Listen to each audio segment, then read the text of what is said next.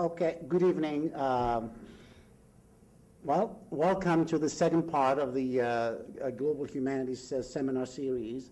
We had a very interesting first part of the series in the fall, and we are continuing with the second part in the spring. And the person inaugurating the series in the spring is Susan McHugh. It's fair to say that I've known Susan since she came to UNE. And since she came to UNE, she's been doing tremendous work in the area, in the intersection of cultural studies, animal studies, and literature and film. And so I'll give you a small bio, and then Susan will give her presentation to be followed by a question and answer session. Susan McHugh is, for those who don't know her yet, she's Associate Professor of English at the University of New England. All of her research and some of her teaching focuses on literary, visual, and scientific stories of animals. She is the author of Animal Narratives, Forms of Species and Social Agency, forthcoming from the University of Minnesota Press, the same press that publishes Donna Haraway's book that some of you may have read for tonight's event. And it's also part of the Post-Humanities series. And she's also the author of Dog, which was published in 2004, a volume in the Reaction Books groundbreaking animal series. You'll probably get to know more about this book probably in a presentation. Her essays on animals and literary theory have appeared in such journals as PMLA. For those of you who do not know what the PMLA is the standard is a journal of the Modern Language Association, which is one of the major journals in the field of literary studies. Critical Inquiry, probably the foremost journal in the study of culture, and Literature and Medicine. That is the range of Susan's publications and intellectual interests. Susan also serves on the advisory board of the H Animal Discussion Network. I'm a member of the editorial collective for the journal Humanimalia. That's as an international associate of the New Zealand Center for Human Animal Studies, and as a host faculty member of the Animals and Society Human Animal Studies Summer Institute. It's fair to say that Susan is on the vanguard in the study of this field. So I am really honored to have her give a seminar tonight. Thank you, Susan.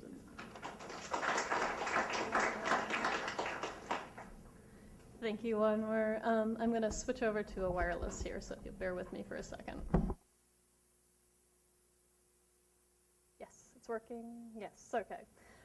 So thanks to you all for coming out on this dark and stormy night, and to Anwar also for putting together this fabulous and I think very forward-reaching seminar series. I'm going to be doing something very unusual for me. I'm going to be attempting a bit of autobiographical criticism. It's a new genre to me, and I'm hoping that you'll bear with me on it. I'll be talking about it and also trying to do a bit of it by the time we get to the end of this. And I'm doing this in order to give you a sense of my work, where it's come from, where it's going, to give you a sense of this field of interdisciplinary animal studies that my work is emerging within, and also to fill in for you a little bit more about why Donna Haraway has become such a leading figure in this field of interdisciplinary animal studies, which really is the crossroads between animal science, which is fairly established. I don't think people have puzzled looks on their faces when they hear someone say, well, I study animal science.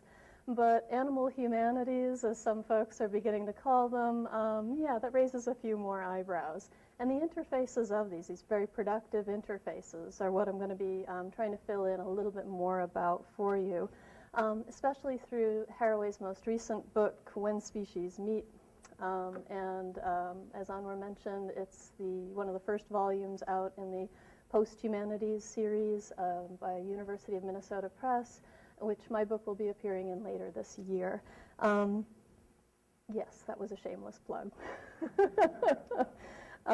Yes, well, I'll return to elaborate later this strange new field of interdisciplinary animal studies and how it fits into this other strange term, post-humanities. But first I want to say a little bit more about my reading assignment, my choice of reading assignment for this seminar. At first blush, Donna Haraway and I couldn't be any more different. She's a trained scientist. She has a PhD in biology. I'm a trained literary and cultural theorist. I have a PhD in literature. Why am I talking about her? Why would I be interested, someone like me, be interested in the work of someone like her? So I'm going to have to do a little Julie and Julia thing, if you'll bear with me here for a minute. As this book points out, as her book points out, there's a lot of details about her life that have helped me to say more about what the overlaps are in our work, not the least of which is that her dissertation was on, again, in biology, was on how metaphor works centrally in biology. My dissertation started from the breakdown of metaphor in literary studies in the 20th century. So we're both interested in figures of speech, and it's not by accident that we are. As she explains at length in her most recent book, she's the daughter of a newspaperman, so am I. You could say perhaps then that our interests in figures of speech are an inherited characteristic, if you want to go that far.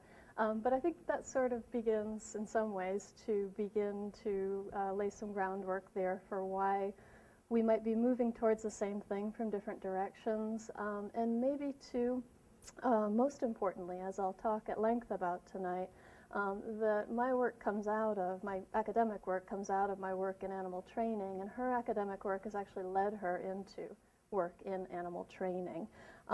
Again, it's one characteristic of her writing, consistent characteristic of her writing, that draws me back to it, that makes me love it, is that she's very careful, thinking all the way down to the word level constantly. So it's very appealing to a literary professor to find any scholar who cares that much about language. And in her choice of the term, the phrase, companion species, I think that's an exemplary instance of her paying attention to this. She's careful, for those of you who've read this book, to know this, and maybe those of you who've read the little book that preceded it titled The Companion Species Manifesto. Companion species is a term that she's careful to distinguish from companion animal. That has a different history to it, comes out of veterinary science and distinguishes the history of veterinary practice, which started as an arm of the livestock industry, the meat industry. Companion animals distinguish pets and pet-keeping practices that grow and grow and grow within that profession through the 20th century. That has a history that's kind of hierarchical. It's us and them, division within the discipline, but also it speaks to a division between humans and animals that she's exactly not talking about. So she crafts this term, kind of, a new term, companion species, specifically to think about non-dualistic, non-hierarchic ways about talking about relationships between species. Both of these terms are kind of all little on their own. You put them together and a whole bunch of stuff starts happening. She points out that the derivation of, the Latin derivation of companion is cum panis, meaning with bread. So you could sort of say it's a kind of breaking bread together meaning built into that.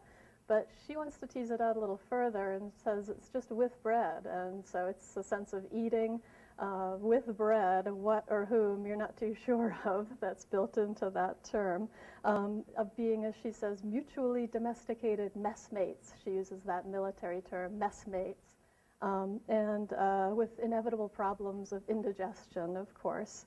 Want to paraphrase it a little bit further. In this sense, companion concerns being parodies. Not, two different places, but parodies, meeting in the everyday processes like eating, like consumption. And if you move into the sort of verb sense of companion, you've got consort, or to keep company. That includes kind of sexual and generative connotations too. So there's a lot going on in just the term companion that becomes even more volatilized when you pair it with species, which can mean, on the one hand, unique, discrete biological organism, as in the term an endangered species, or it can be a sort of lumping together category, as in the great ape species. It concerns then this sort of very evolutionarily significant interfaces. It's not just a taxonomic category, it's not just a descriptor of a unique or specific or isolated entity, but it always concerns these kind of messy interrelatings. So as a theoretical concept, companion species works to take up the challenge of figuring a huge range of relations that are at once central to life and significantly other to our sense of our lives as our own. Indeed, she talks about this whole work beginning, this whole line of thought for her beginning with a party invitation from her dean, I think, that invites her to bring her significant other along with her. And the first person she thinks of is not her husband, but her dog, Cayenne Pepper. And in thinking that way, and in starting to unpack these PC conveniences of language, she's starting to think about this whole range of significant otherness that's entered into our speech, into our ways of thinking, and could go a lot further in our ways of thinking. Again, she's a biologist, a trained biologist, but she's moving into a form of animal training here that I'll elaborate in a minute.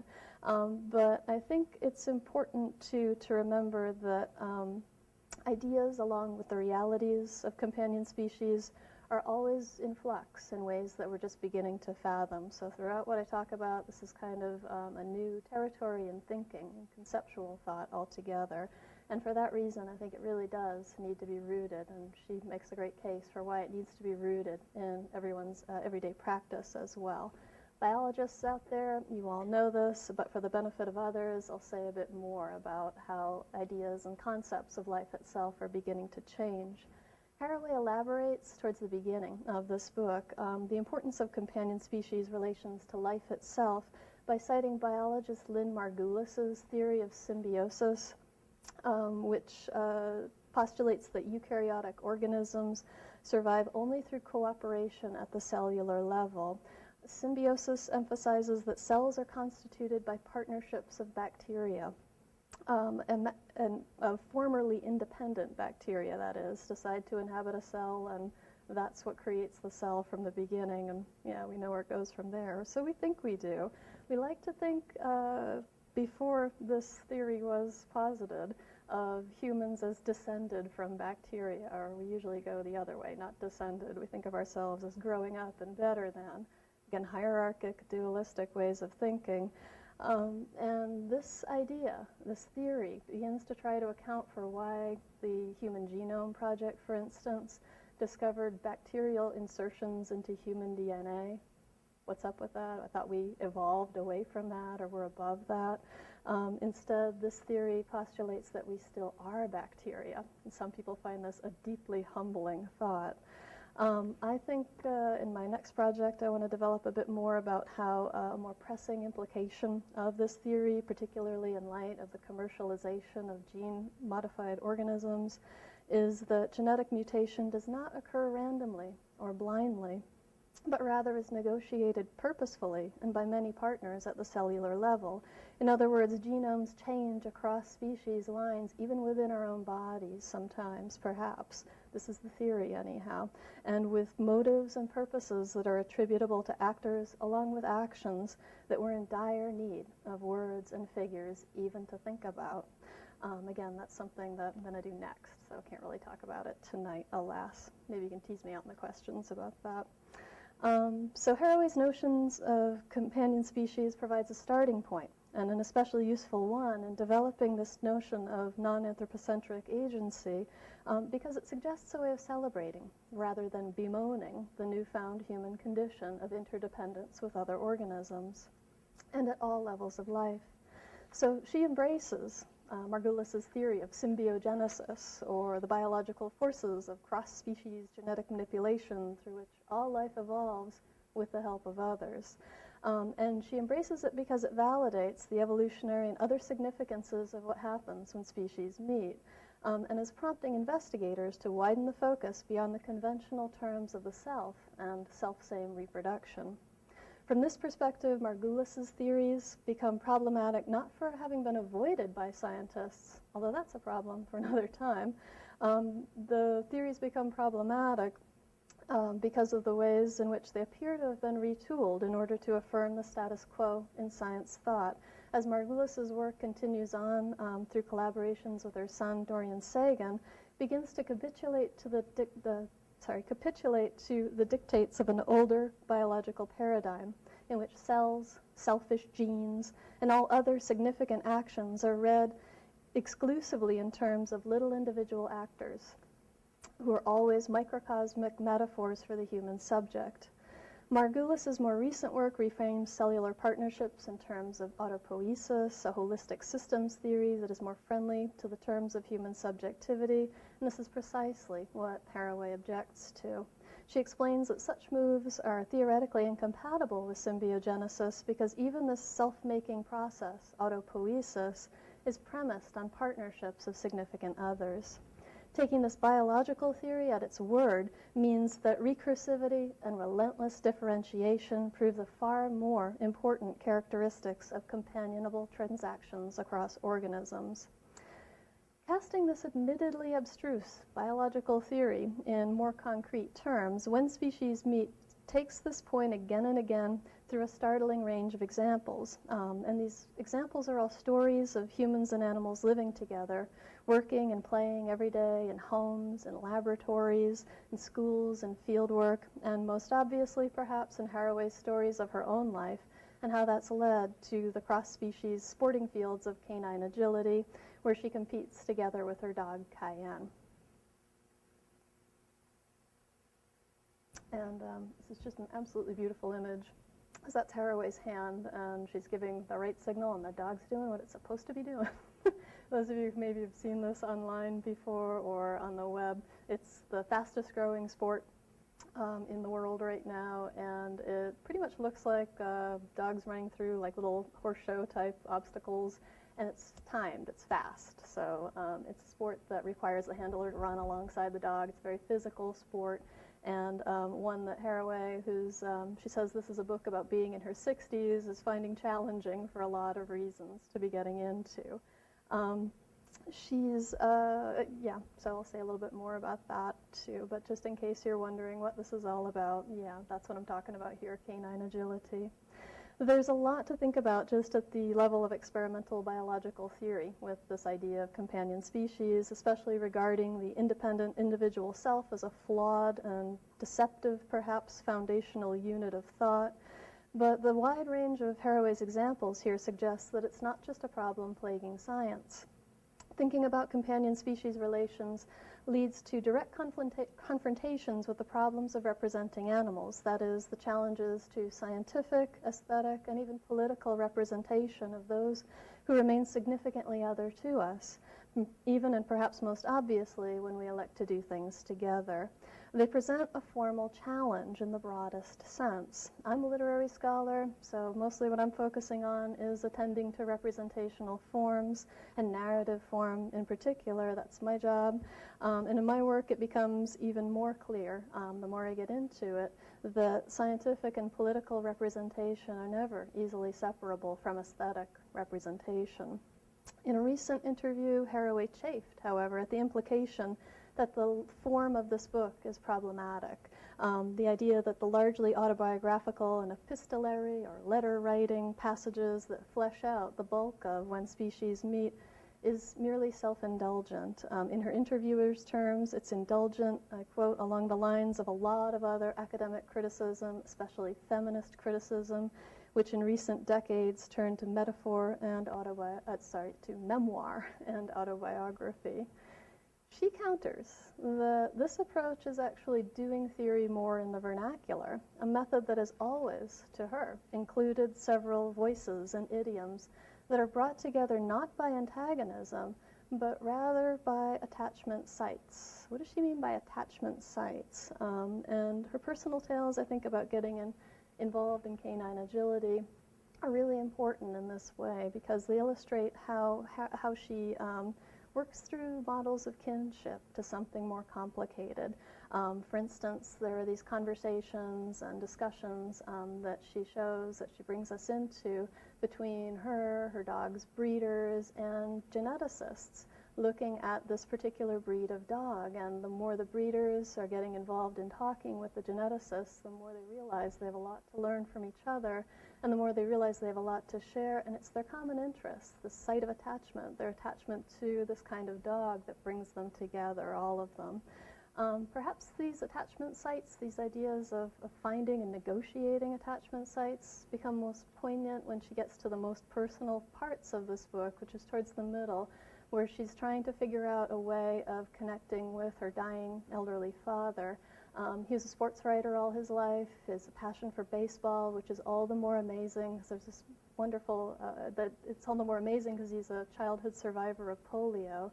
It's this wonderful image in the middle of the book that shows him up on crutches with the baseball bat. He actually played, believe it or not, back in the days before helicopter parents, when kids figured out ways of doing things for themselves. He played and ended up following his passion, not into a career in Major League Baseball. We're not there yet as a society, I guess, but into a career as a sports writer. He wasn't a sports columnist. He reported on games. He was a sports writer in the traditional sense. So he had a passion for the sport, a passion for team sports, that she is trying to find some common ground. She says, she's very blunt about this, referring to herself as a postmenopausal woman who hasn't chosen to have children, as like her spayed dog, Cayenne, reproductively silenced. So the usual ways, this sort of family chit-chat about children and dogs that adult children find of connecting with their parents, aren't open to her with her father, and she's running out of time at this point in her life because he's dying.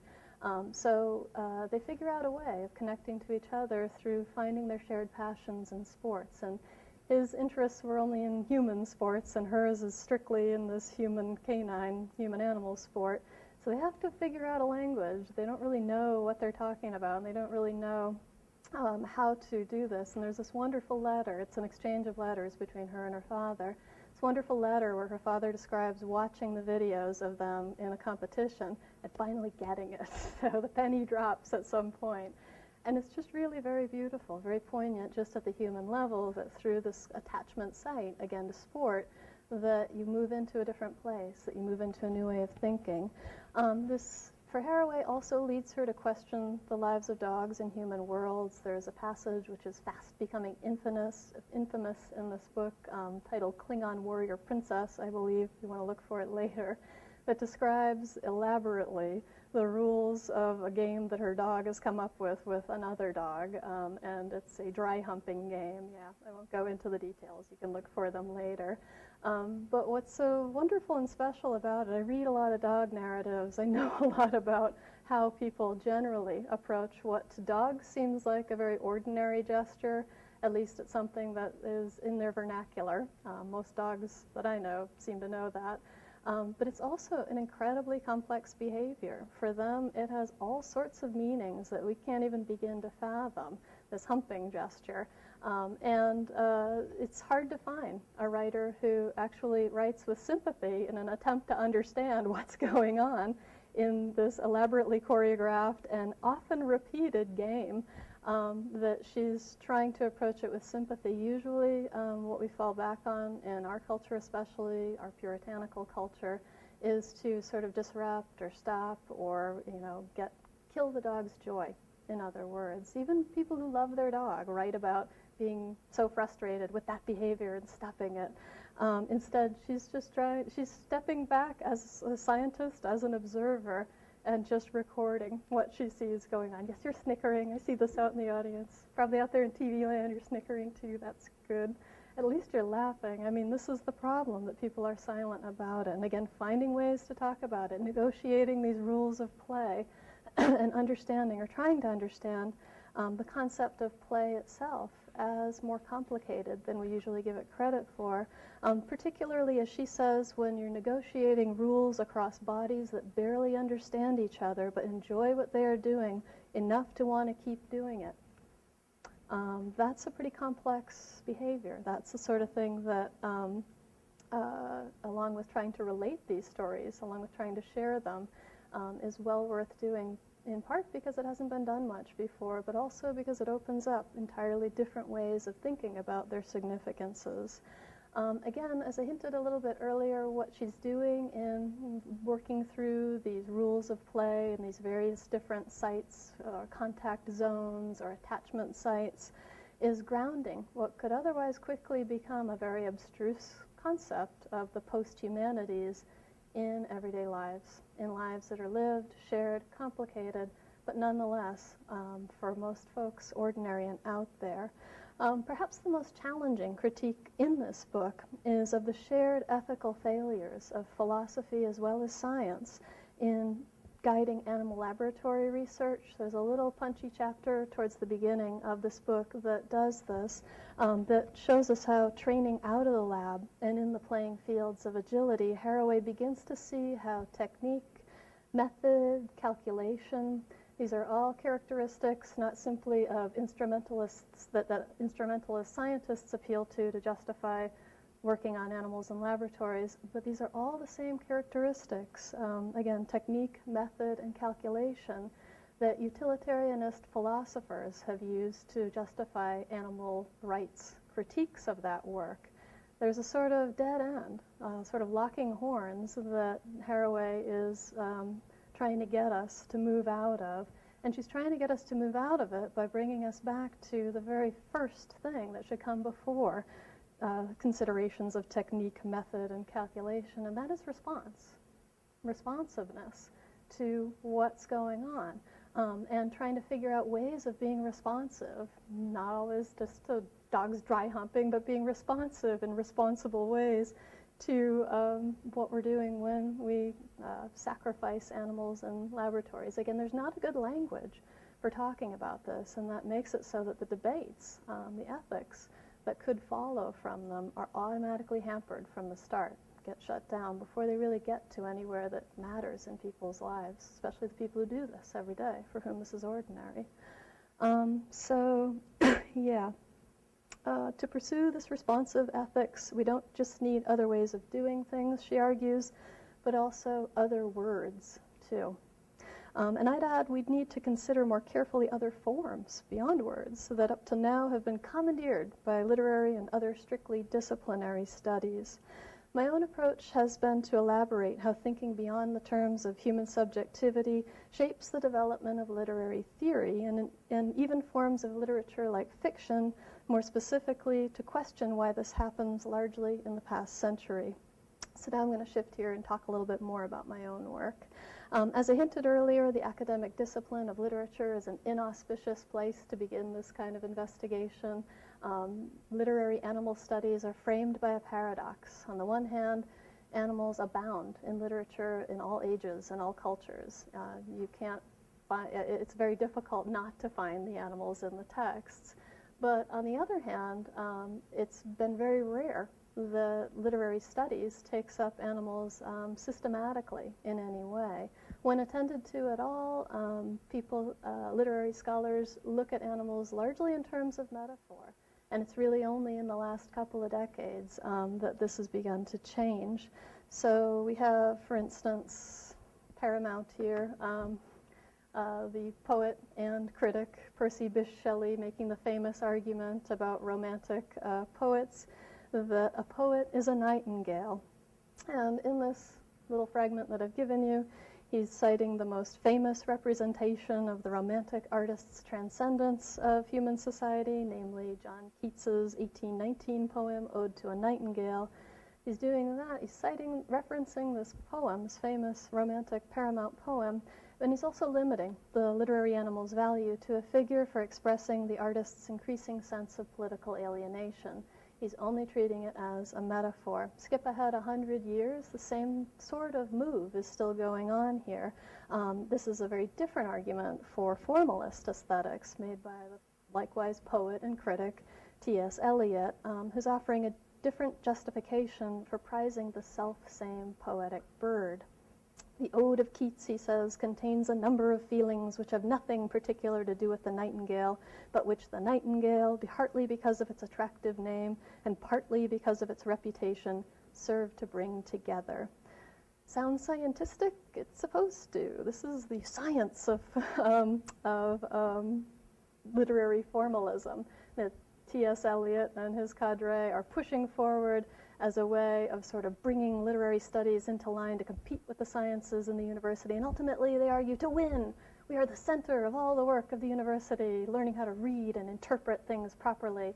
Another of these formalist critics makes the case that what you're training students to do is to have a well-honed machine for a mind, And to be able to analyze poems makes you capable of analyzing everything in the world. So he's definitely adopting a different rhetoric here, and I don't want to de-emphasize the important differences in these schools of literary criticism that these fragments represent here. But I think, too, it's important to notice that across radically different schools of literary criticism, the same animal remains important as a reference point, primarily to the work of the poet-critic hybrid here, as a gatekeeper of truth. And what I want to elaborate further is how the aesthetic structures of metaphor, though precariously supporting different calculations of feelings and rationality that positions a particular kind of human subject as it evolves through Enlightenment traditions, that these structures of metaphor are clearly, in both of these cases, unable to respond to the nightingale as an animal, let alone to deal with animals as agents in these scenes.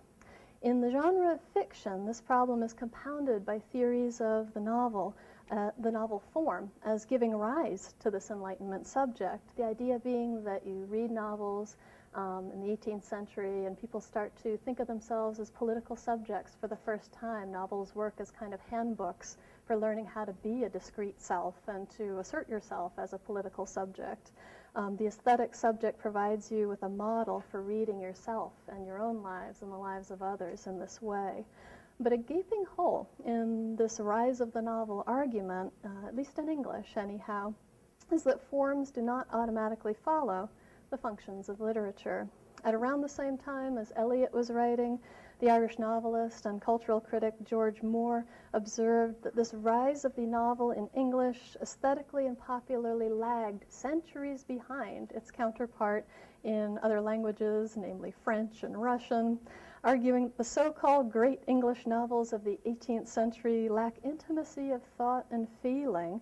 Moore tries to figure this out, and his explanation is that there's a profound absence characterizing them. No one sits by the fire, he says, and thinks what his or her past has been and welcomes the approach of a familiar bird or animal. I do not remember any dog or cat or parrot in Vanity Fair, and I'm almost certain that Tom Jones is without one. Those of you who've read these novels are laughing. You know, they are without these animal figures. Companion species as a measure of literary form, though? A novel idea. Yeah, bad joke. Okay.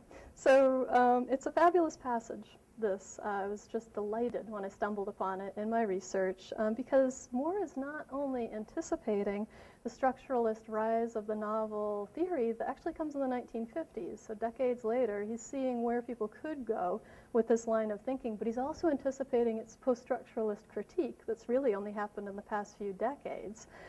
So he locates Dickens's novels as where this starts in the British novel tradition, and scholars of Dickens have really only picked up on this in the last 10 years or so. Yeah, and what's happening in these novels specifically? It's a sort of budding sense of humanity as deeply beholden to cross-species intimacies. But I can't stress enough that this is a fraught road to fruition in literary criticism and literature alike. My own theory is that the success of the novel form follows instead from its usefulness for experiments with multiple perspectives and processes that support a spectrum that includes models centered on agency, situating that human subjectivity that others have seen for so long as all important along a range of other potentials. And that these options, these various options, are influencing as well as reflecting ongoing social changes. So I get there by looking just at animal stories, too, which is also a curious thing. In part, my approach follows from a triangulated theory of animals as not simply iconic figures or ego projections, but more portentously forms of irreducible multiplicity. I'm not really going to get into explaining this model too much right now, or Haraway's critique of it.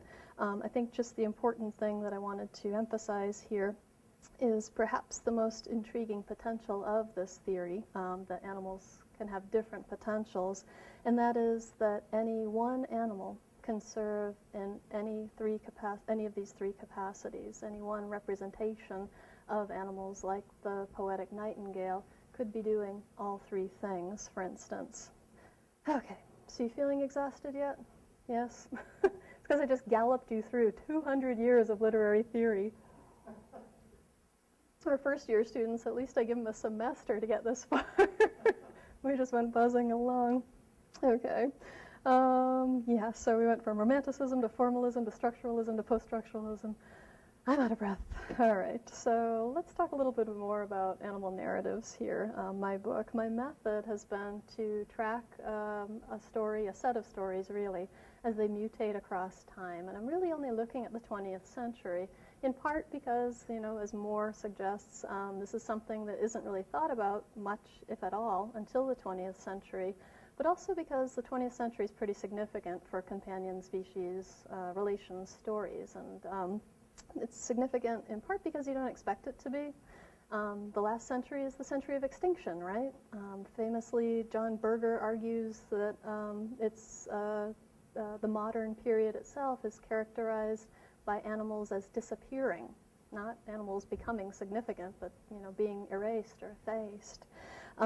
Nonetheless, what I'd like you to consider here is how certain relations between humans and animals persist. So half of my book, Animal Narratives, looks at traditional relationships and how they become conventional or stay current. They have to change to do that, and those traditional relationships that I look at are animal breeding and meat making in particular. But it's also the case that new relationships arise. There are companion species relationships that are specific to the 20th century and fairly obvious as you start to look for them. One is modern guide dog relationships with their users. Seeing eye dogs in particular have this very weird literary history in which always the user of the guide dog is a white guy who's blinded and becomes a detective, and so has to have a seeing eye dog to do that. I know, very weird, and I won't talk about that one tonight, but yeah, I can tell you a lot more about it than you probably want to know. Also in the 20th century, very specifically, again, very gendered, very racialized, and very much involving human identity in a different way, a different kind of human identity, are these relationships that arise between girls and horses. And that's what I'm going to talk about a lot more about tonight instead. I'll say more about that in a bit. But the 20th century is also interesting to look at for this because narrative itself is changing. Through media forms like film, TV, World Wide Web, Twitter, manga or graphic novels, you name it, all ways in which narrative becomes a deeply visual form as well. That's also true of the 20th century. So one category, that sort of second half that I was just mentioning of this book, one category of relationships, these new ones that I'm particularly zeroing in on, I had to borrow a term from anthropology to talk about. It's kind of a clunky term. It's called intersubjectivity. So it's what happens between two subjects or what happens between the two. Comes from work like Merdine Anderson's on the Sami people of Northern Europe and their relationships with reindeer herds that in their language, unlike our own, very fluidly expressible to describe an action that can't be the human did that to the animal or the human directed the animal, manipulated the animal as an object. There's some sort of shared agency that happens between them that's irreducible.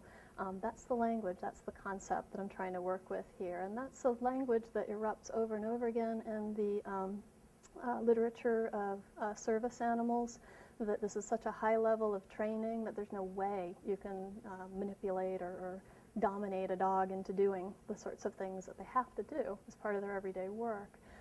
Similarly, with high levels of horseback riding, it's not an easy thing to describe because it doesn't involve the human decides the horse is going to do that. There has to be this kind of responsiveness, this kind of fluidity in desire between the two. So I think, to get to talking about girl-horse stories, why they matter, and why, for instance, this portion of this particular manuscript was the hardest for me to write. I'll talk later about how it sort of relates to Haraway's autobiographical narratives about canine agility, but it's worth talking a little bit more about girl-horse stories. Why do they matter? Well, for lots of reasons. Stories of equine competitions in the past 100 years or so come to focus on a singular heroic girl character. By now we're so used to these stories that we expect the girl as national velvet, not only to win the Grand National, but also to be gorgeous, young Elizabeth Taylor at the same time. Yeah, we dream high, I guess, through this particular narrative. And few points to be made about this particular image, and it's a painting posthumously unearthed in Andy Warhol's studio, one that he never showed, that is. One point to be made here is that a lot of what makes narratives of human-animal intersubjectivity so difficult to study from a literary standpoint is that these cross-species relationships have become deeply embedded and attached to identity forms, and in tension with images and image-making processes. This image actually represents a fairly significant moment in the narrative process of Warhol's work, where he is moving from using several different images within the same rectangle to tell a story, sort of a comic approach or magazine format, and he's taken these a lot from magazines, in fact all of these from magazines at that phase of his work. But it's also a moment where he's slowing down the story, and he's just serializing the same frame over and over again. Some art historians describe this as sort of mimicking the flickering effect of the cells of film when you slow it down.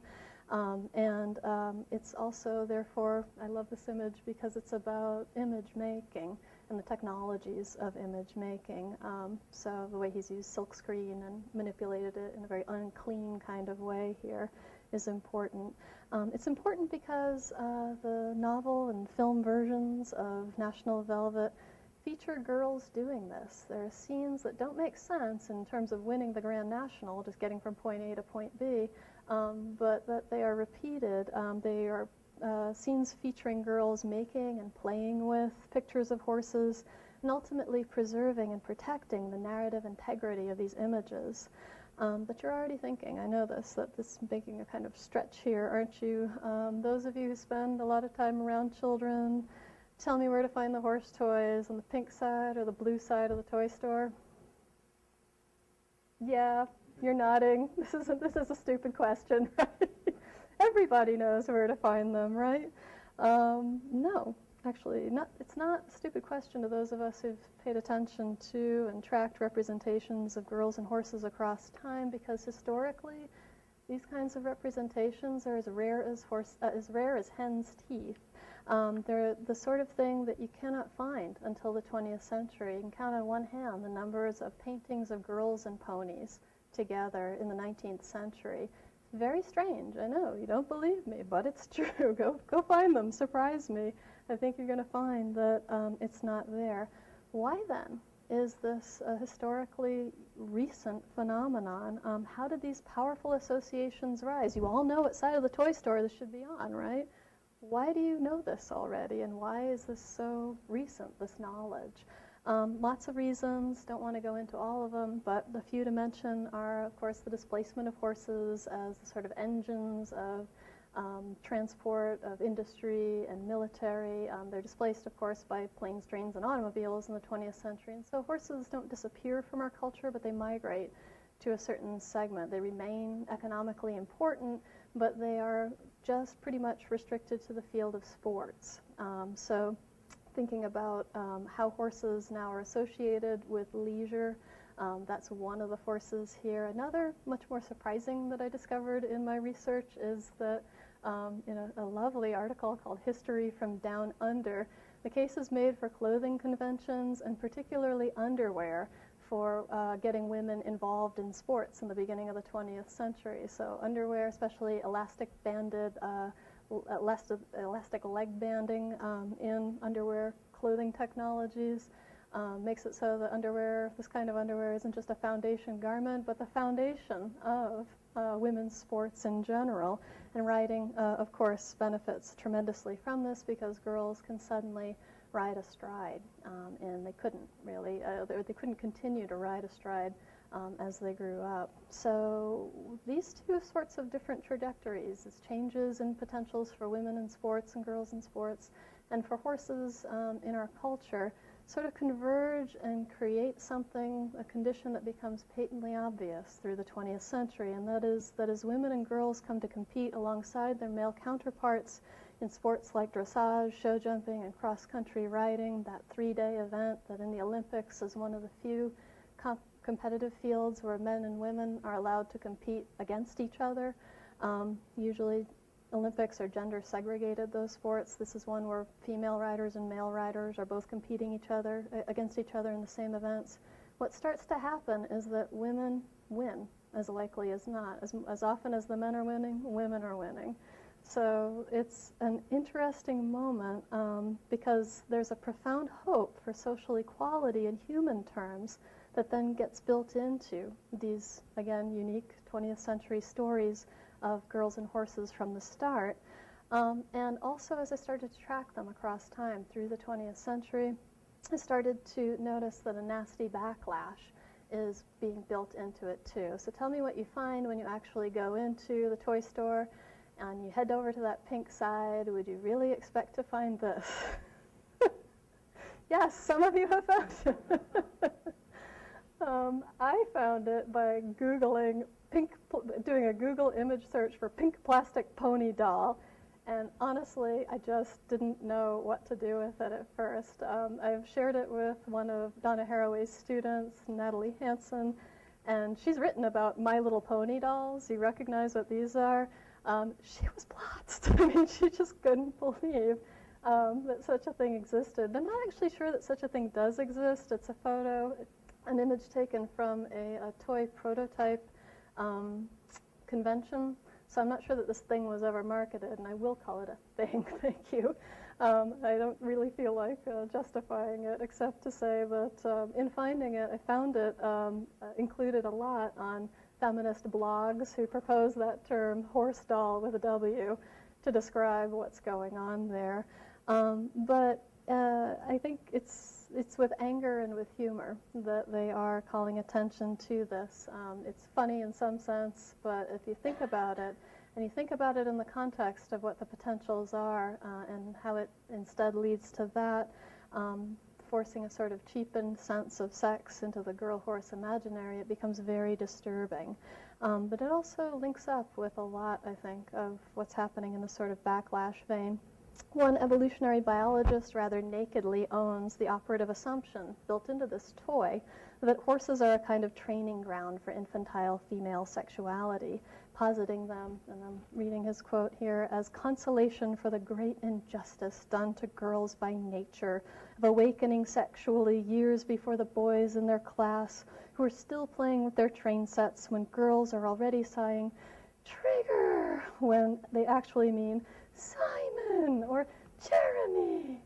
I can't hide how I feel about this.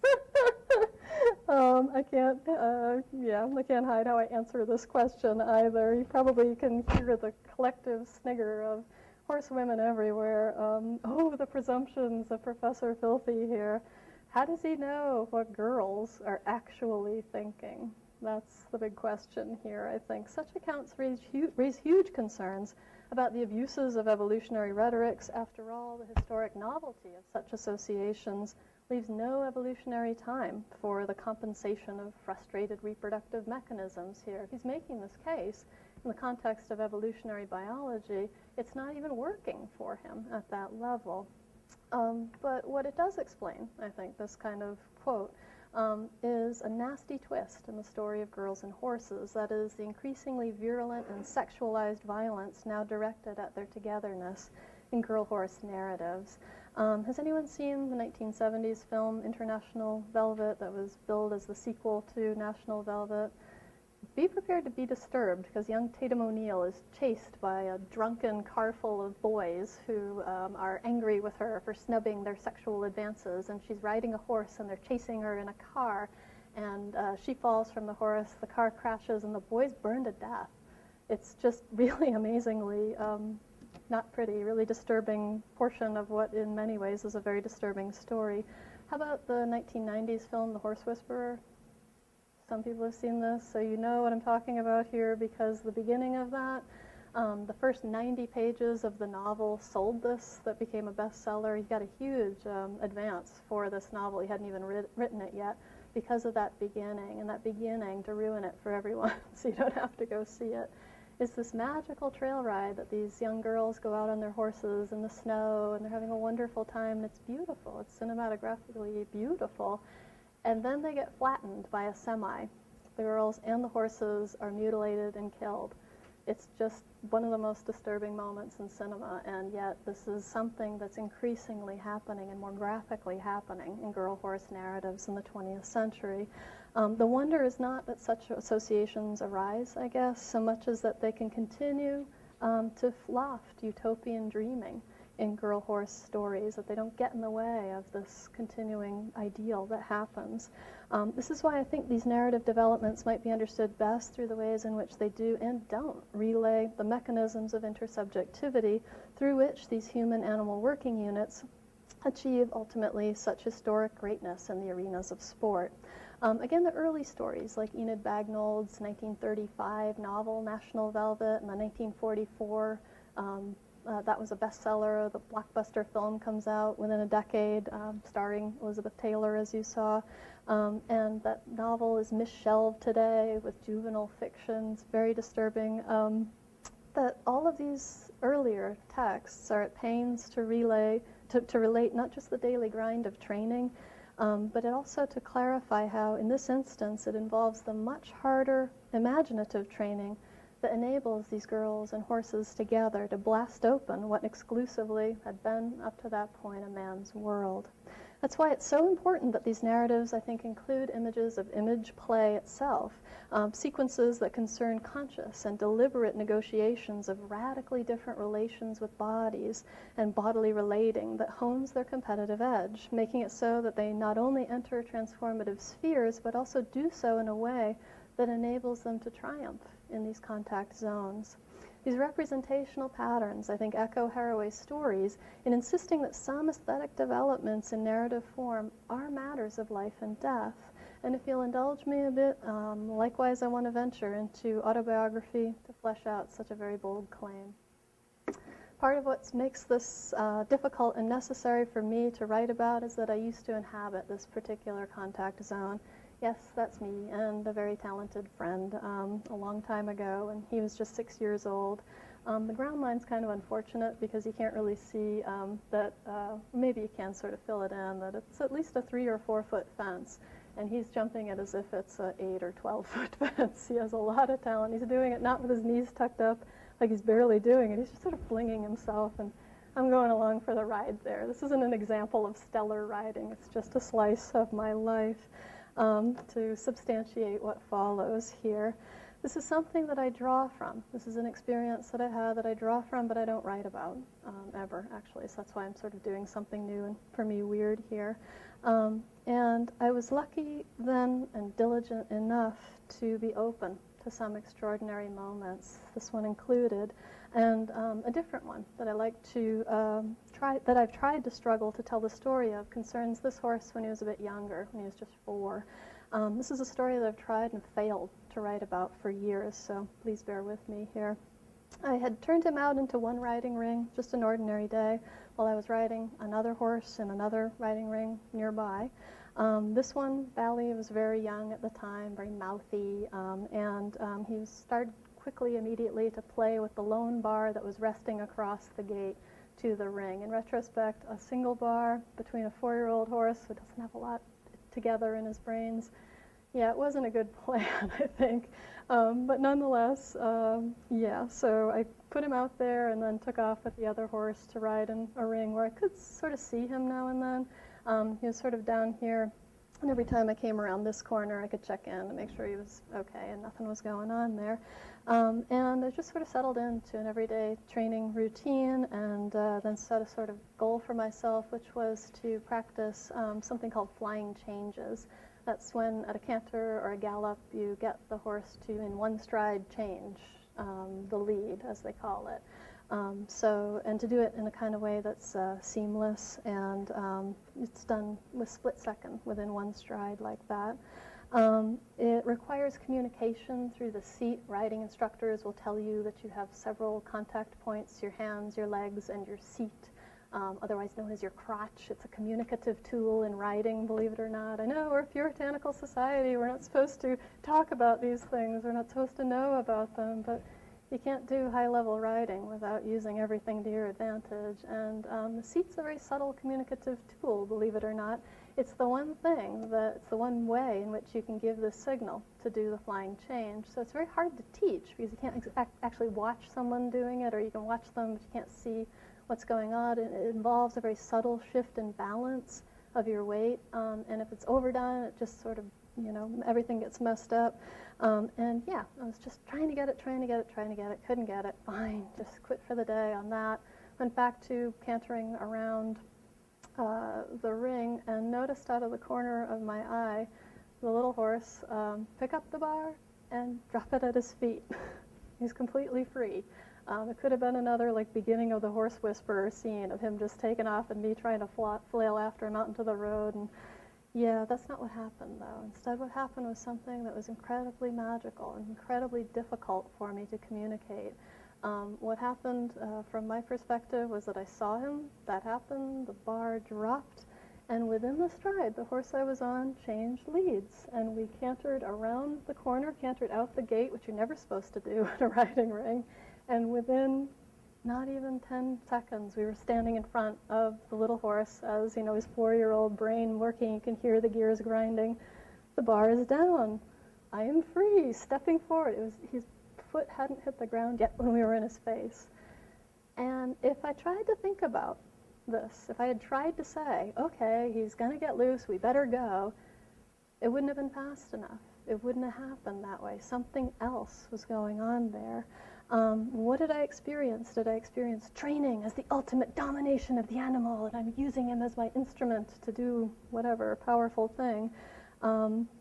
Again, that's the language that we have to talk about this through utilitarianist philosophy, animal rights philosophy, and we have that perhaps through instrumentalist science. That would be the language that you could begin to talk about something that I don't think actually happened there. Instead, what I felt, I think, was a centaur-like suturing of the bodies, very different bodies, that was premised on a mutual responsiveness, that all that training that I thought was focused consciously on, I'm going to learn this today, or we're going to try that today, there was something else that we were training for, and it was that responsive moment where a mutual responsiveness could happen, an openness to communicating with each other in very subtle, instantaneous ways. Much later now, I know this phenomenon to be called isopraxis, and it refers to the unintentional movements that characterize high-level writing. This is ethologist Jean-Claude Barré describing it. Who influences and who is influenced in this story are questions that can no longer receive a clear answer. Both human and horse are cause and effect of each other's movements. Both induce and are induced, affect and are affected. Both embody each other's minds. This is a scientific ethologist trying to describe what he observes, not maybe as a practitioner so much as trying to describe what other people say is going on in moments like the one I just tried to describe to you. I'm struck by this passage for a lot of reasons, and not just because Haraway quotes it in When Species Meet.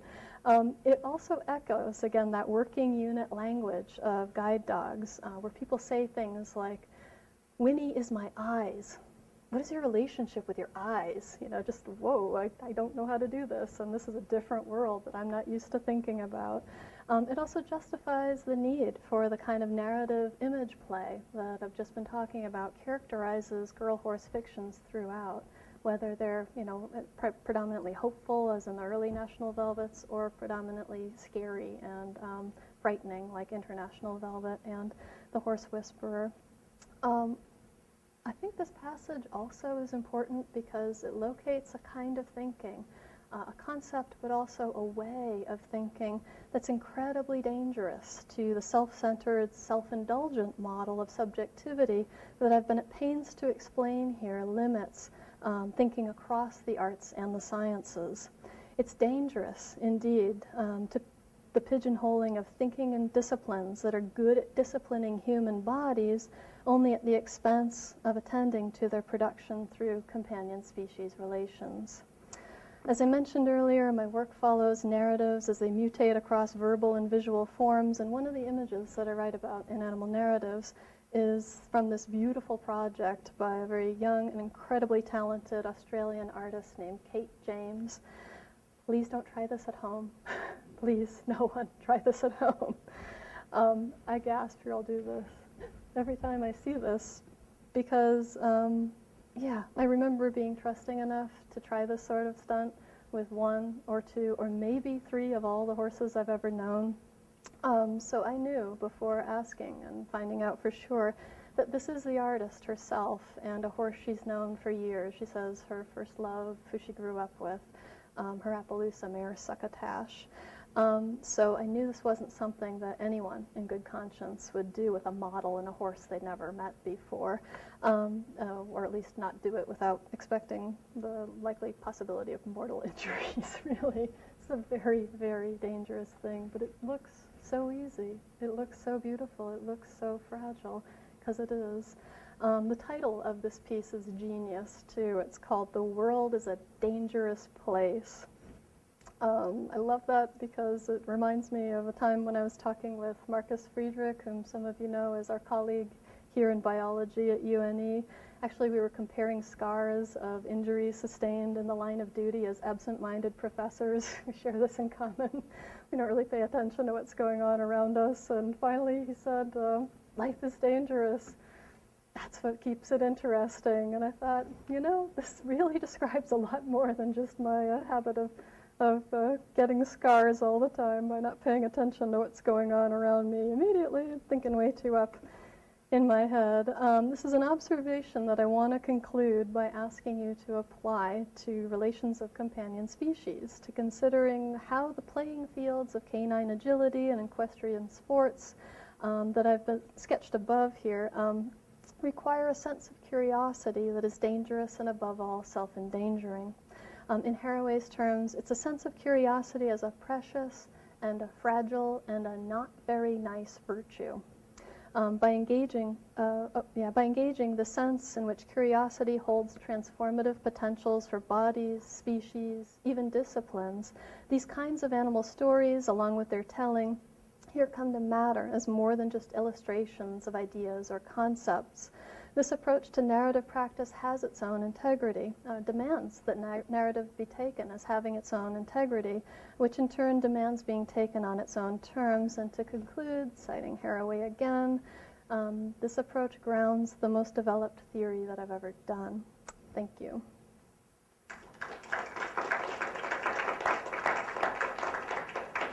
Just in case I bummed you all out with the girl horse story thing and making you think about the Horse Whisperers beginning again, I'll conclude with a happy ending for those of you who need it. That's Bally and me again, 20 years later on the beach in Cape Elizabeth with our kin and kind.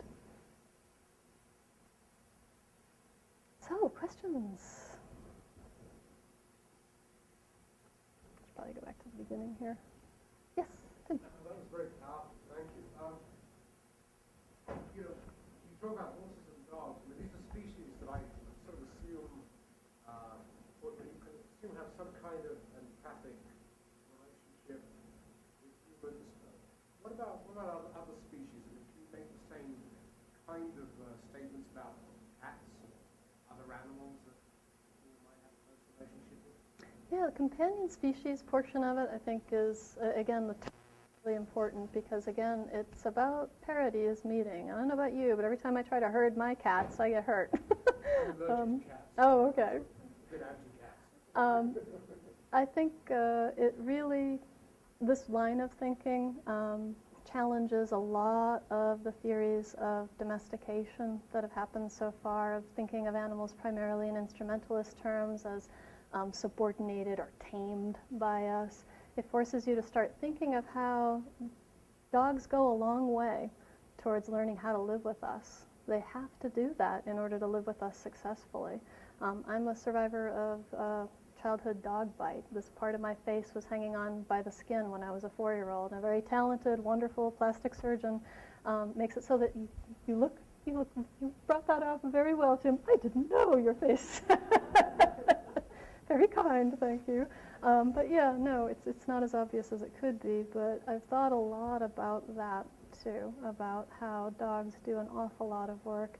It's not just that we have to do a lot of work to help them be socialized. They actually are very generous creatures in making the efforts to try to understand when we don't necessarily share languages. Like you said, a lot of it we can think of in terms of empathy, we can think of it in terms of generosity, but again, Haraway's term is, I think, very apt. It's responsiveness and learning how to respond coherently to one another. That, I think, maybe works better as a model for all sorts of species that we've learned to live with and also to live around. Maybe our mice and our cockroaches in our lives are also very responsive to us. They have to do that, especially for when you're trying to kill them, yeah, to keep going on. Here?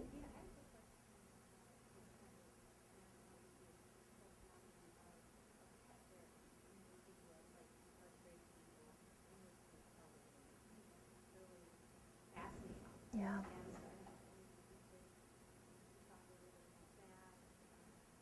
There's a whole literature that's erupted, and I would direct you straight to the Animals in Society Institute webpage as a sort of hub for this kind of work. A lot of work has arisen in psychology and deliberately trying to create different models for working with animals in research that aren't the traditional, execute them all at the end of the test kind of model.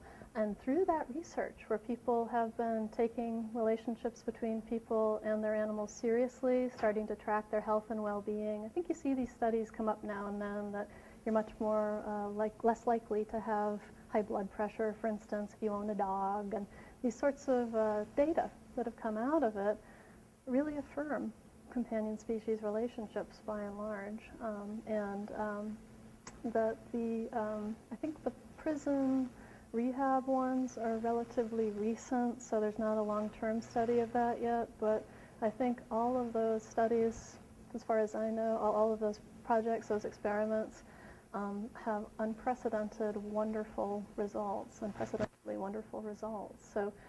there's a way in which there's a lot of work that needs to be done there, but that work's not going to get done unless people are taking it seriously to begin with, are recognizing that animals are important parts of our lives and that they always have been and I think always will be.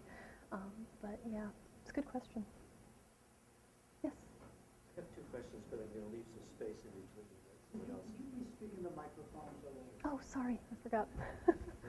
A couple of questions, and I'll leave some space in between. The second one's so unrelated to the first one that it's not fair to...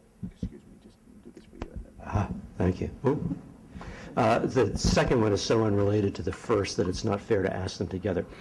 It seems to me that throughout the history of our relationship with animals, most of our history, we've either been running away from them for our fear of our lives or eating them and making them do our work for us. So there was some sort of switch, and maybe, I don't know the history of this, but post-industrial, we became an industrial society and we didn't need our animals to work for us so much, they became more our companions. So is there a real change in the representation of them in literature and the arts, visual arts, at that point?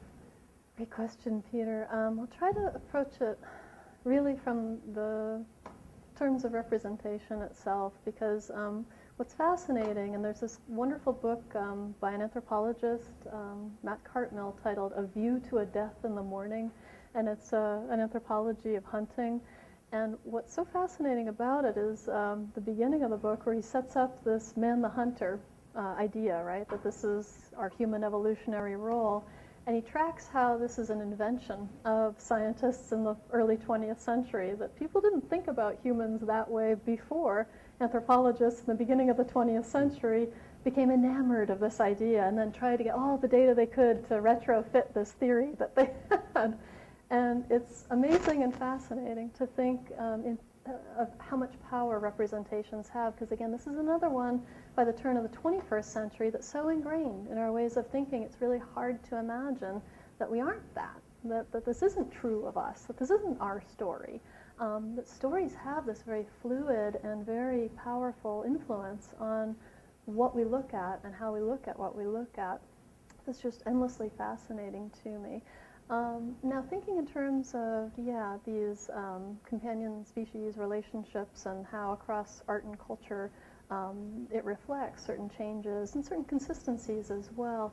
One of the things that I found so fascinating in my research for the dog book, which is by the way, a cultural history of a species. So I got dog, which is probably one of the most difficult ones to do, because pretty much as soon as humans are defined as a settled species, dogs have always been hanging around with us. So every culture, every time, you have any human artifact, dog artifacts aren't that far, or representations of dogs aren't that hard to find around them.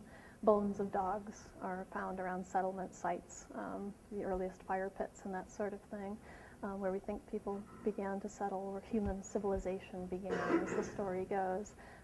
But as dogs are traveling around the world and displacing what used to be the widest ranging animal, wolves, dogs are traveling with us around the world. The stories of them mutate, migrate, and sometimes stay the same in fascinating ways. One of the most persistent prejudices in our culture is against postmenopausal women, and all gay people for that matter, with little dogs. We all sort of stare, oh, a little dog, right? Poor little dogs, it gets a bad rap. But this is a story, this is a sort of a pattern that, as I started to trace it, I found on every continent, and it goes back as far as records go, ancient Rome, beyond. This association of women with little dogs, and then this disparaging of it very quickly, too, particularly with capitalist societies. So it's very interesting. For instance, it's one of the Canterbury Tales, the Nun's Priest's Tale, features the nun who gives her love and her meats to little dogs that should better be spent on men, right? All kinds of associations here that just sort of stay the same, too. So I don't want to say that the 20th century sort of changes everything and it becomes this great place where the stories change, but they can and they do. And certainly the urbanization of the human as a species has to be looked at and in explaining this, that we like to think about Americans as becoming a urban society at the turn of the 20th century, right? More people are living in cities from 1900 onwards. But this is true now of humans globally. I think it's within this decade that we're predicted to worldwide become an urban species for the first time in all of history, perhaps. So our relationships with animals are necessarily changing in radical ways, sometimes too, because of that. Good question, Matt. Thank you. Other questions? David?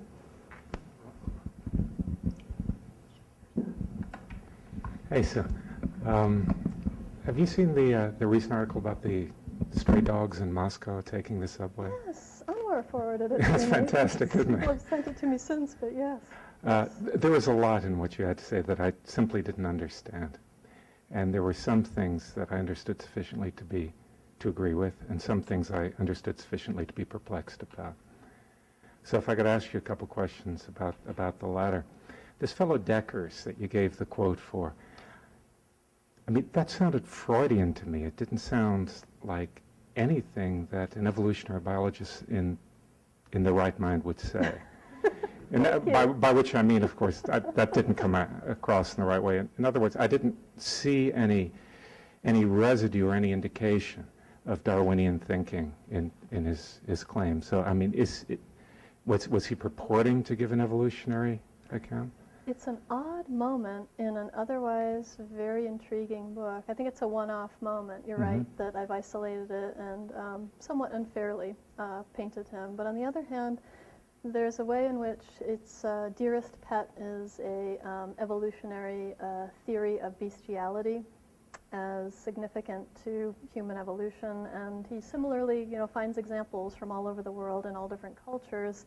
And he's Dutch. He's trying to rock our world a bit. He's being a little edgy, no question. It's a very challenging book, but it just struck me as a moment where he's getting kind of lazy in his thinking, and that there's a way in which that approach, particularly the kinds of evolutionary narratives that we're used to thinking of, he's not challenging. He's falling back on some prejudices and some stereotypes that I think, are sort of validated in a way by an institution, Freudian psychoanalysis, and if you're not really tuned into the particular content that he's talking about, like I was at that moment, it could just slide right by you. So that's, I think, what I was trying to do there. Okay, but I don't understand, again, if you could clarify, how is he,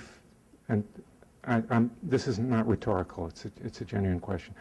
How is he falling back on evolutionary stereotypes in doing that? It's situated within an evolutionary argument. He's falling back on Freudian psychoanalytic stereotypes. Yes, Infantile precisely, female yes. sexuality. But we would, I think, both agree this is very far from anything like a mainstream Darwinian account of anything at all. Yeah, yeah. Okay.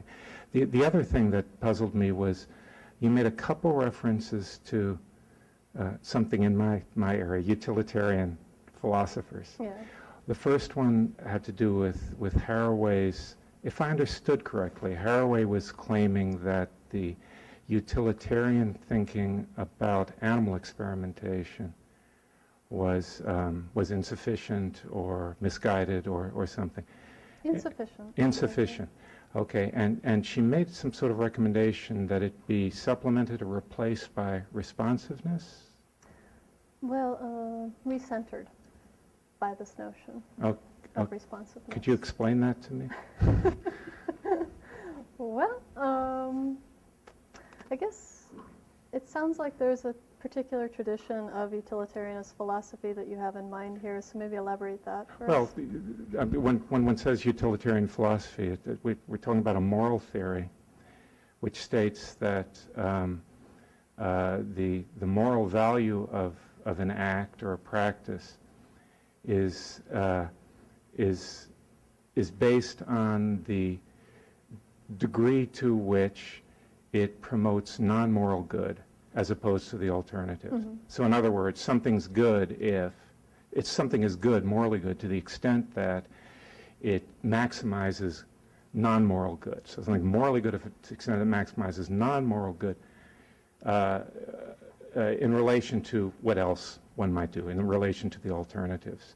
So a utilitarian justification of animal experimentation, I'm not a utilitarian, by the way, but the idea would be then that animal experimentation increases the sum of well-being or happiness or whatever, mm-hmm. More than the alternative, refraining from that. And so that's what I read, that's what I understood when you were talking, but then I could not understand at all the notion of responsiveness and how this served as an alternative or a corrective or... Yeah. The language is slippery here. What she's having trouble with, and I'd refer you directly to that chapter, that little chapter in the beginning of the book as really, I don't want to misrepresent what she's saying, but what I take away from it is that it's frustrating to use these same, not just moral in the general sense, but specifically Enlightenment, Christianity, language that leads us to, terms like sacrifice for what happens to the animal at the end of the experiment, loaded moral terms that just sort of get casually integrated and not really thought about much. Oh, it's time to sacrifice. It's not the same, that same phrase said in a church would have a very different meaning, we would think. Mm-hmm. Maybe not, though, too. Mm-hmm. Maybe we've grown lazy in our thinking that way, too. We've fallen back on this language that does something for us, but what's it doing for the animals is a whole other question. And what's it doing for us in our relationships and what we could be doing with animals instead, that's a huge question, too. And that, you would think people who make this their job and make this their job to produce knowledge around these sites would be more aware of. And I think she's just trying to spark that awareness, trying to get people to be more interested in this. So that's probably not a very good answer to a very good question. But I could see, if I could just be permitted one more comment, and I don't want to dominate the microphone by me. Now, I could see an argument, certainly an argument could be made that traditional utilitarianism considers only human well-being. Mm-hmm. Right, so and we might want to take the line that we're concerned with well-being or flourishing generally, in which case it can't be prejudiced towards the human case. Mm-hmm. In any case, thank you for the talk, and I'll sacrifice the mic.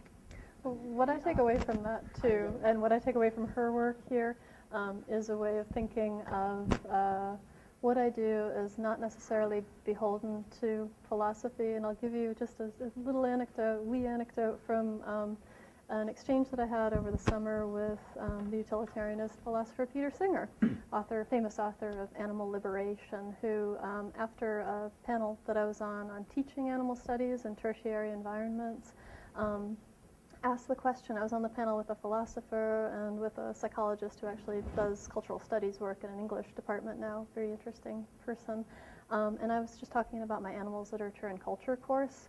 And the question I got was, why don't you start the course? I'd just given the pitch that I start the course with, readings and writing assignment meant to get students to reflect on what they know, their experiences already with animals. This time around,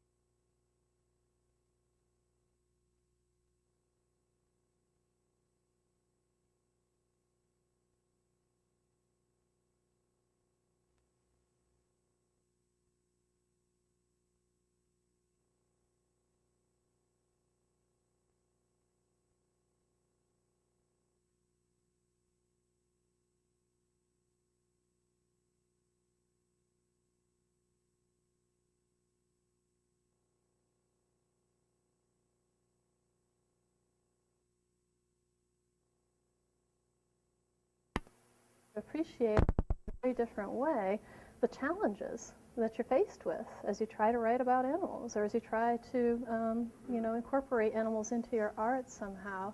And the question I got from Peter Singer was, well, I don't get this course at all. Why don't you just start with animal philosophy, tell students how to think, and then show them how to read these texts properly? From a moral standpoint, from a philosopher's viewpoint. David, you're nodding, you're a philosopher. Hallelujah, you say, right? To me it doesn't work because I'm a literature professor. To me, I would take the first part of what you said, I wouldn't presume to have to read well, and also to... I would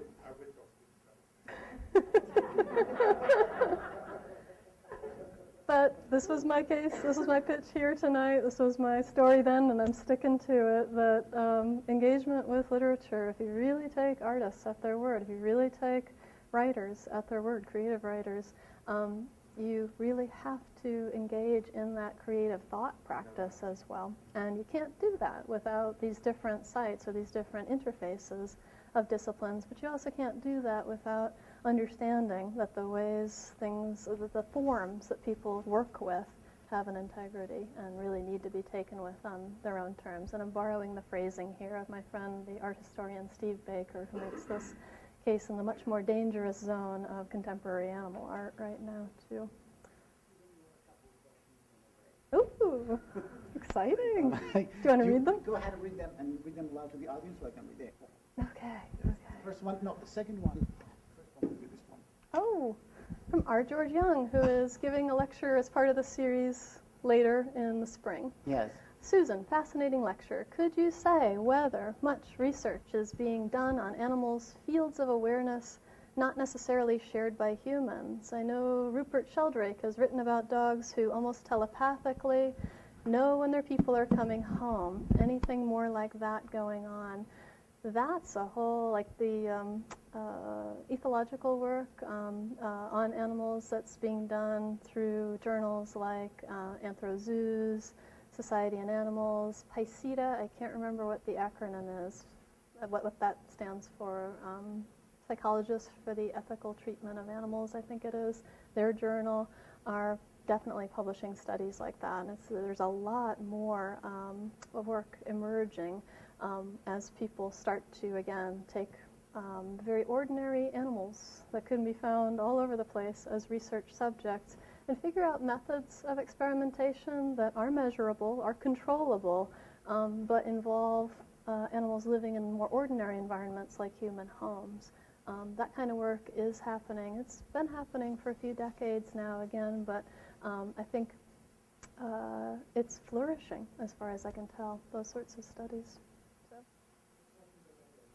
Okay. From someone Marilyn Gugliucci, who gave a lecture, she was the last one who gave a lecture in this series, yes.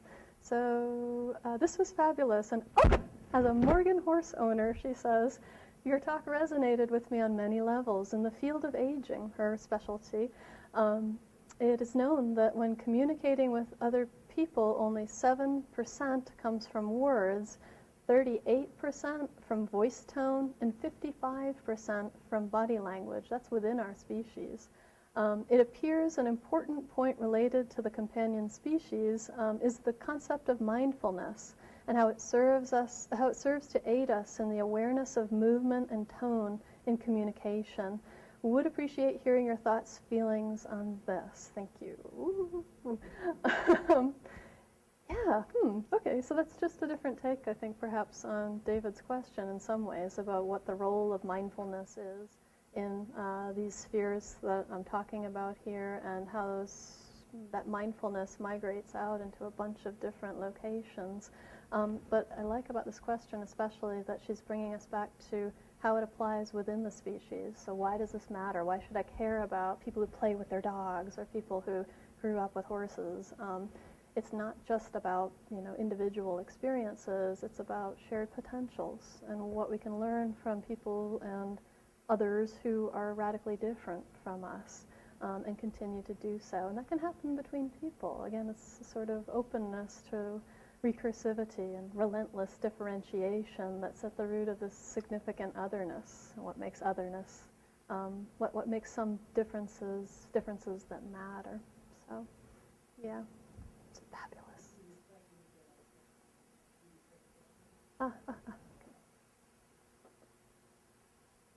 Any questions here? Meanwhile? Okay, so I wanted to come back to Tim Ford's first question about the emphasis on species that can experience empathy, or just an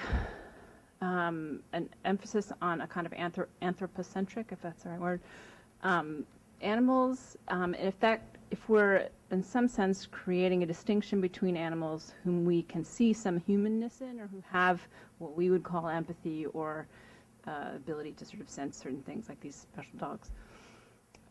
If that's a problem because then what happens to all those other species like sharks or cockroaches that don't have these kind of lovely human qualities that we can identify with and faces, and communicate with. And I'm also interested in what you might have to say about how the focus specifically on companionate species, or this anthropocentric view of animals, might romanticize our relation to nature in ways that could be dangerous, so like the Werner Herzog documentaries are the first thing that comes to mind about Grizzly Man, that we have these sort of like lovely idealized views about how we relate to animals and, sort of the potential. So I'm giving you a kind of skeptical, I guess, set of questions about what it means simply to focus primarily on, whether it's in your work or Haraway's work, on the species that we comfortably have a kind of human, we see something human in them. Yeah, no, this is a critique of the field of interdisciplinary animal studies, and it holds. It's not simply that we are focusing on companion animals primarily. That's why the language of companion species, I think, is important to insist on. Also that we're focusing on mammals primarily and land-based animals. There's a whole lot going on out there in the sea, and a whole history of people living on the sea in many ways, living off of the sea.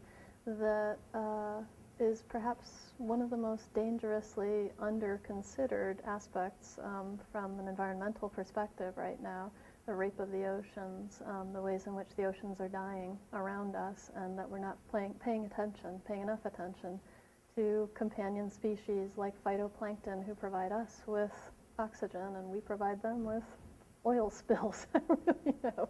I have to ask Steve Zeman exactly more about that. But yeah, I think we do have to be more careful in our approaches.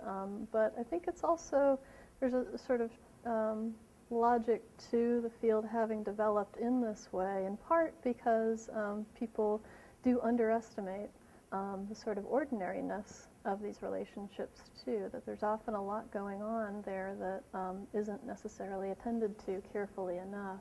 And also, it's interesting to me, I think it's Barbara Smuts, the primatologist who has moved, there's been several primatologists in recent years who have moved towards studying traditional companion species. She's moved from baboons to dogs, I think, and Thelma Rowell, another primatologist, has moved from studying, I think, chimpanzees to studying sheep. And what they find, and Rowell is very articulate and forceful in articulating this counter-critique, is that when she tries to talk among primatologists about sheep, about the intelligence of sheep that she's tracking and using the same methods or adapted methods from her previous work, she gets absolute silence back. You're laughing. This is what they're thinking, yes, that she's lost it, right? Somehow she thinks sheep are smart. What? But she's shown through studying especially heritage breeds that the smartness is bred out of sheep, especially to keep them in larger and larger numbers together, and that these so-called feral species or older breeds perhaps, or sheep who are just pretty much left alone from human contact, can do very clever things, can solve problems, we really underestimate the capacities, and also what our involvement with them has done to their cognitive capacities as a species. So gotta wonder about what did you say, cockroaches are actually doing to us. They're making us dumb. Maybe it's them who likes the Cheetos. Maybe it's them who likes the fast food. I don't know. Certainly isn't any good for us, right, to live this way. Pizza boxes, that's what the cockroaches like, right? Sorry, but that's a great critique, and yeah, I'm guilty. Sure. A follow-up point to that, I think, I know you know about this, but the audience might not, that if we look at the history of the use of the word animal in Europe, initially animal and human were not opposites. Aristotle speaks of human beings as rational animals. And then we get up to the 16th, 17th century, and the term starts being used differently. They're humans and they're animals. It seems now we are reverting more to the older Aristotelian way of speaking. We're increasingly comfortable with the idea that human beings are a species of animal. And I'm wondering if this is some sort of parallel track to the developments that Catherine was asking about and you were responding to. I don't expect an answer, simply an observation. Where you see this at the word level, I think there was a hand up way in the back, but yeah. Where you see this at the word level is the usage of who being replaced by that. People that watch TV. You see this, you're annoyed by this in your students' writing, but it's across the board. It's across the culture right now. So yeah, could be a turn back. I'm a microbiologist, so by nature my questions are simplistic, and this literary theory is difficult for me. But I mean, what if what you're talking about is just an evolutionary trait for our survival? What I mean by that is sort of agricultural societies sort of lived with their animals. They farmed their animals. As we went into industrial society, we got away from animals. Many of our most dangerous diseases are zoonotic. In other words, transmitted by animals. So perhaps a closer relationship with these animals is simply protective by building our immune systems. Just a thought to throw out. Thinking like a microbiologist. And a follow-up question, how do you feel now, how has your way of thinking changed now that you know you are in fact a bacteria? Oh, yeah, well, it's made me realize I'm never going to be a mad cow, right? Yeah, no, I think These are great questions, and yeah, I think. By the way, I really appreciated you bringing Lynn Margulis into a literary talk. I'll Very thank Donna appropriate. Haraway for that. That's the genealogy there. How have I changed since I started thinking of myself as bacteria? Can't answer that tonight. We'll have this conversation. It might not. Well, it's just this idea that they're pulling the strings, right, that we're not trying to do here. Question? Yeah. In the book, Haraway talks about animal research extensively in one part. And I was going to ask you if you could comment on the difference between the mindset that she mentions, which stems from the belief, thou shalt not kill, to thou shalt not make killable. Can you elaborate on that some? Yeah, that's really the heart of our argument here. And I think finding ways to talk about that. I'm struggling with that portion, actually. I was thinking of that passage, that chapter a lot while I was writing this, knowing again that this is probably the most difficult passage for most readers who take these questions seriously. And I think my sense is, from reading an interview with her, a recently published one since, that she's still working on this question too. She's moving into actually agricultural science next to approach this question. And again, this is a question that's not the rarefied world of laboratory science. When we're talking about making animals who we call meat animals killable, we've already done that by calling them meat animals, you could say. But on the other hand, I don't think most people think when they're eating meat that they're eating an animal, or that that came from an animal, or that what they often really don't think about, and this is a microbial question, they're not thinking that they're eating a live tissue, a semi-living organism, a semi-living entity that can be hosting other very dangerous entities. The reason that 1 million pounds of salami were recalled over the weekend. Very interesting questions there. How can you make that killable? Most people who ate it probably want to know. But nonetheless, yeah, making killable. She's trying to get us into a different way of ethical thinking than we're comfortable with and that we're used to. And it's that kind of discomfort that's almost more important even than having that question answered of what that ethics looks like. In order to get there, we have to own our own responsiveness that way of feeling queasy about what it would mean to make someone killable. But I think what she's trying to do, from my understanding, is to work apart from a philosophical model that's so much focused on sacrifice and the foundation of the human subject and a basic sacrifice of the animal, of a cutting off from us what them are, yeah. Because she also then mentions having a different perspective when we're eating animals from eating something else to eating someone else. So it's yeah, the very end of it when the graduate students take her to the party where they're eating, a child has just been born and they're ritually eating the placenta. Yeah. You were thinking of that, I saw it in your eyes. Yeah, the end of the book does concern eating in particular, and she's trying to, by the end, understand how she can be in a department where there are, I believe, radical vegan colleagues and a colleague who's a hunter who hosts a department party to eat as kill. And these are people who ordinarily, Julia laughs, she knows, only in California, right? Yeah, so these are folks who ordinarily maybe aren't talking, who philosophically have reasons not to talk to each other, but who have a lot to learn from each other and who work together as colleagues, and in that working together are creating a model for, again, this responsive ethics that's incredibly difficult to visualize, again, that requires, I think, some aesthetic work of creating a language ahead of time. That's my pitch, or at least that's my excuse for not being able to answer that very good question. So, do we have more? Oh, yes.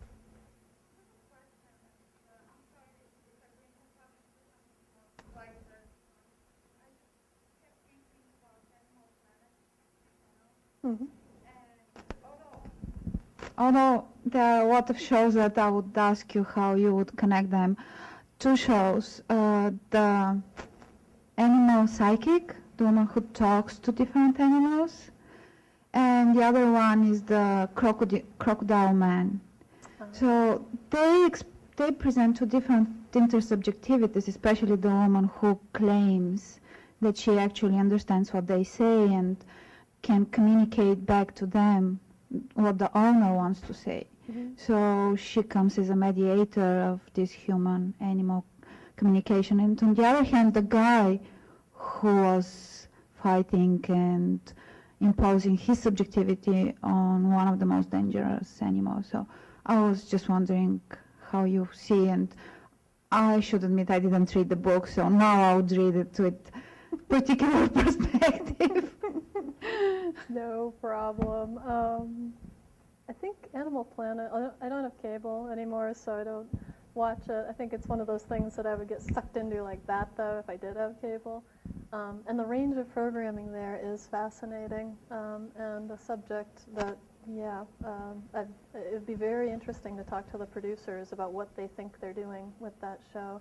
It's also fascinating to look at the advertisers for that show. You're a sociologist, right? Yes? So, Communications. So, yes, so these questions of media and what choices are made in structuring something that's called Animal Planet, of all things. It's not the Animal, or is there an Animal Channel as well? It's Animal Planet, right? Yes, it's not called Animal Channel, it's called Animal Planet, right? So, yeah, it's very fascinating. But I think, a lot of television programming focused on animals does reinforce this notion of subjectivity and does reinforce this notion of human subjectivity as paramount. The animal psychic, I always wonder, like, why does the animal never say, I hate animal psychics, you're full of it? Surely animals think that at some point. They're capable of it. Don't deal with them if that's how they feel, right? She'd prove her psychicness, though, to me, if she could show me that they say that to her.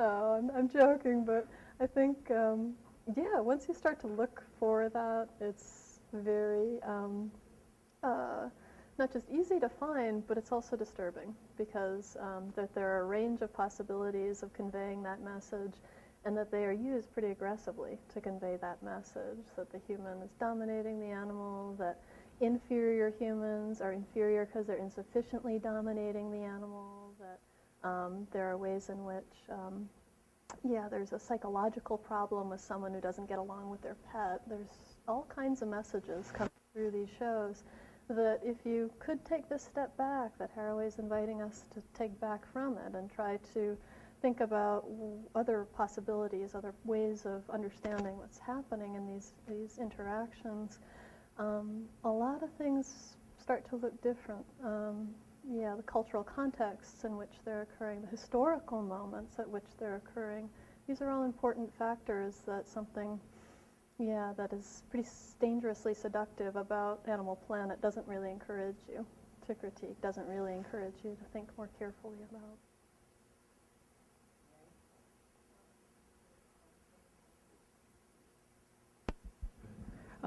Having coincidentally watched The Whale Rider last night, I'm beginning to wonder whether what other so-called more primitive cultures or more connected to nature cultures have always seemed to have had, which is an understanding of that absolutely intimate relationship between humans and animals, is something that we're coming to a little bit too late, or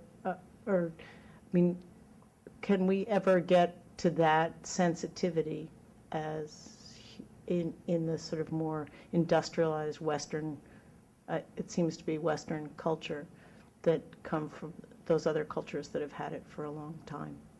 Super question, and one that I think goes back to Julia's question about the danger of romanticizing relationships with animals. in some ways. If we just went back to a purer and more simple time, a whole lot of things would be better, not just our relationships with animals. But that's a fantasy. It's a powerful fantasy because we know we can't go back to that. We can't just forget that we live the way we do. Nonetheless, catastrophes happen, and nonetheless, radical shifts do happen for reasons that we don't necessarily predict or expect. And I think maybe figuring out ways of being open to that, maybe to trying to think about how we can work not just with a preservationist mentality. This is one of those things that Haraway is very queasy with, has her own sense of indigestion with, about the idea of keeping livestock animals as museum specimens. This would be the sort of radical vegan approach. That would be the only way in which they would survive. So thinking about what we're doing, how we're doing it, what other options there are, it's a very important question. I think I'd refer you to the novel, The Whale Rider, that the film is based on as well, because it opens out into some very different questions that the film just sort of elides very quickly. There's this whale rider story in the center of it that also shows up in Free Willy stories, that it's a sort of like indigenous myth thing. And it's disturbing to me. I haven't done much with this yet, but a student, one of our undergraduates, pointed that out to me the first time I taught the animals class. Her final research paper was on these various films in which the same sort of story shows up. And in looking back at the novel, it's very interesting to see how the novelist was thinking of something else with it. It is in part a kind of rethinking of modern New Zealand or contemporary New Zealand, and trying to undo some of that sort of industrial colonialist damage that has been done. But it very much isn't a story that circles back, that we just go back to the ways of nature. Instead, it's a story that insists that we deal with where we're coming from. I like to point out to students when I teach that novel that the very beginning of it very clearly flags the novelist as writing in New York to his daughters back in New Zealand. He's writing this novel because his daughters ask him, so can we watch a movie that doesn't have a Disney princess in it who is always the same, always getting the guy in the end? Can't she do anything else? So that was his inspiration, and also this geographical separation from his daughters, and knowing that there's something sort of missing in his own experience that way, and a broader sense too. So, excellent question. Susan, thank you so much. I told you that to expect a great event and a great conversation, which I invite you to continue outside as people are awaiting us with food. And thank you so much. You know, we learned tremendously. I also wanted to let some of you know, if you're interested, we have a great event this coming Thursday. Dr. Richard Sims will be talking about the future of American education from an economic perspective. That I encourage you to attend if you have some time.